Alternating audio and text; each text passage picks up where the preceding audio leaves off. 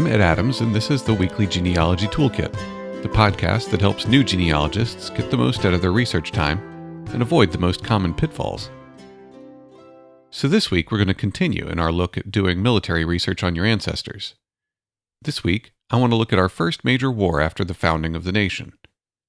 The War of 1812 doesn't get enough credit, I think. It really solidified American independence. It's kind of odd to say that about a war that neither side was really excited about getting into, and ended with both sides agreeing basically to go back to pre-war conditions. But between the end of the American Revolution and the War of 1812, Great Britain essentially treated the United States and her people like a misguided child that would one day be brought back into the fold.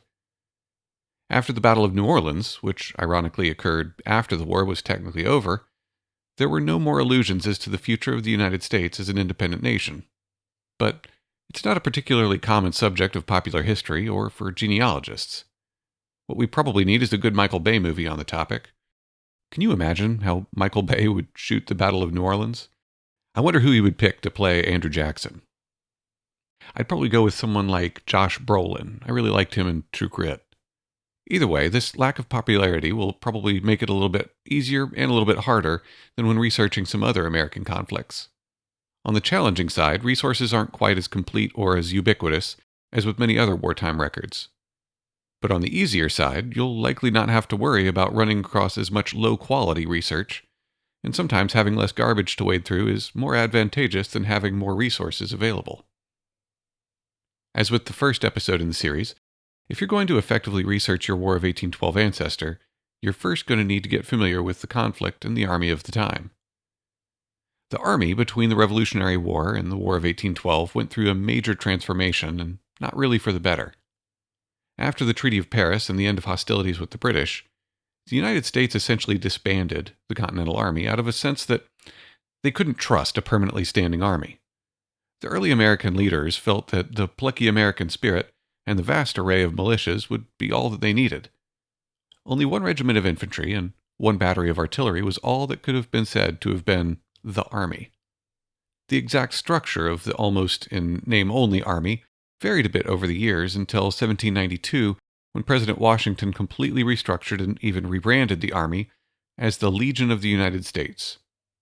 Washington was kind of ahead of his time because his goal was to break down the traditional regimental system of the Army that focused on stovepiping units by type, infantry, cavalry, artillery, and so on, in favor of a configurable legion that consisted of several sub-legions, each with a sort of combined task force of each unit type. The man knew his combined arms doctrine before it was even written. This was in response to the primary threat faced by the new nation along its frontier. Washington needed agile, flexible forces, capable of maneuvering in the somewhat inhospitable Old Northwest, able to aggregate, disaggregate, and move swiftly against the tribes in the Great Lakes region. The Legion was a mixed bag, partly because of questionable leadership and partly because of poor funding, but they had some moments of brilliance and the concept was sound. After General Anthony Wayne of Revolutionary War fame had presided over the transfer of the last British forts on American territory, Congress decided there was no longer any need to spend on defense, and the Legion was cut drastically in strength and ultimately disbanded. They were renamed the United States Army, but by 1811 the Army only consisted of a few regiments of infantry, one each of dragoons, rifles, artillery, and light artillery. They had no horses, though. I don't know if you've ever pushed old cart-drawn artillery, but without horses, there's nothing light about it. The force consisted of only about 0.2% of the American population. So if you have an ancestor who was a part of the regular army prior to the commencement of the War of 1812, you are truly among a very select few. The government tried to grow the size of the army as things began to get dicier with the British, but for a host of reasons, they were really never able to. A really good source for understanding the dynamics behind this are the first 11 pages of the Army's Campaign of 1812 by Stephen Rauch. The whole document is only about 60 pages, and it makes for a pretty good primer on what was really a disappointing first year. For a better overall understanding of the war, you can certainly read a Wikipedia article or two, but the ones around the War of 1812 aren't all that great. There are a few documentaries that are pretty decent and are available on YouTube and various other streaming services. If you want to get in a little deeper in your understanding of the conflict, I really liked 1812, The War That Forged a Nation, by Walter R. Bornemann.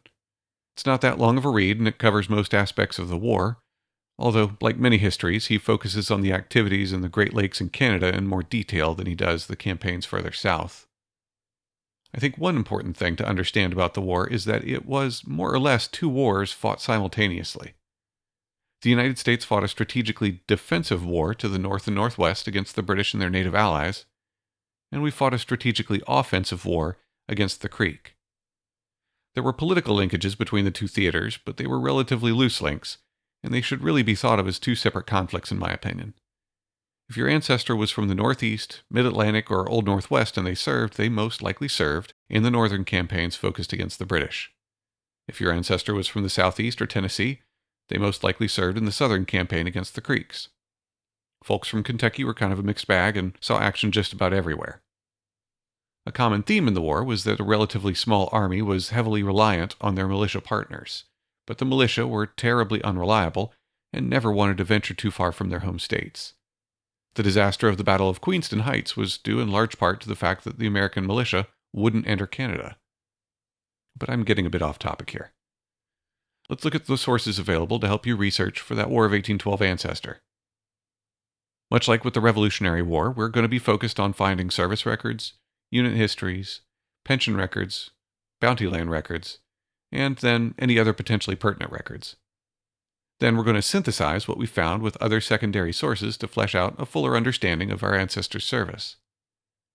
Service records for the War of 1812 are going to be one of your more challenging finds. You can pretty easily find indexes to service records at Fold3, Ancestry, Family Search, and probably many other places, but so far only Mississippi has a complete compiled service record online. For everyone else, you're going to have to find the ancestor in the index, and then order the compiled military service records from the National Archives. Keep in mind, though, that NARA only maintains records for soldiers in the regular army or in the volunteer regiments, which were essentially federalized militia. State militia units, if records exist, will exist in the respective state archives. Don't be intimidated, though. Check out the state archives website and start poking around. You can often even just call and get help with finding what resources are available. But there are resources that you can find online. Pension records are available on Fold3, Ancestry, and Family Search, which should give you a pretty good chance of finding something if either the service member or their spouse survived long enough to claim a pension. Again, if all you can find is your ancestor and a pension index, you can try and order copies online from the National Archives. You can also look at other sources that will give you a hint as to the potential of some pension records that might exist. Assuming that they lived to 1840, your ancestor might appear on the 1840 Census of Pensioners for Revolutionary and Military Service. I'll include a link for that particular source. There was also an 1883 pension roll, but that's probably a bit of a long shot, unless your ancestor married a much younger woman who continued to receive the pension for a while. If you can find them, pension records are nice because they can be found for soldiers who served in the regular army and volunteers, as well as those who provided qualifying militia service. Bounty land records, I have some questions about myself. So, if any War of 1812 experts want to chime in and let me know, I'm all ears. But the qualifications for receiving bounty lands were fairly substantial. You had to enlist for 5 years or the duration of the war, you couldn't transfer or sell your bounty, and you couldn't pick your land. I'm not sure that would have been all that enticing to me, but the 5-year or duration requirement lends itself to having been only for soldiers of the regular army or perhaps volunteers. That's also what I see when I look at actual bounty land warrants. All of them seem to have been in the regular army. But I've also found pension files for soldiers who served in state militias that also have references to bounty land warrant numbers. But the numbers always fall outside the range of warrants that I can find anywhere. Granted, I haven't done much digging into this, but perhaps you can help do the digging for me. There are just a few other sources that you might use for your search, particularly if your ancestor served in the regular army. Army enlistment registers are available on Family Search and Ancestry, which don't provide a ton of detail, but they will tell you some interesting personal details like eye color, hair color, how tall they were, what unit they served in and when they enlisted, and then a very short summary of their service. The National Archives has some discharge certificates. You can find prisoner of war records on Ancestry, and of course you can always try to get lucky and find information on a gravestone if you can find an image of it. Just remember that you can't always trust what's etched in stone, as there was stolen valor back then just like today. I'm not going to lie, 1812 is a challenging research subject. This is one where you will likely have to do some research beyond your usual big genealogy website, but that's not a bad thing. Get your feet wet here, and you may find some interesting things about that wartime ancestor of yours. I hope I've been able to give you at least a little bit of useful information today. I'll have a bunch of links in the description that will all point you in the right directions. As always, if you find anything interesting, please share it with me on Twitter at the WGTPod. If you're enjoying the Military Records series, try rating the podcast or leaving a review. But either way, thanks for listening, and I'll see you next time.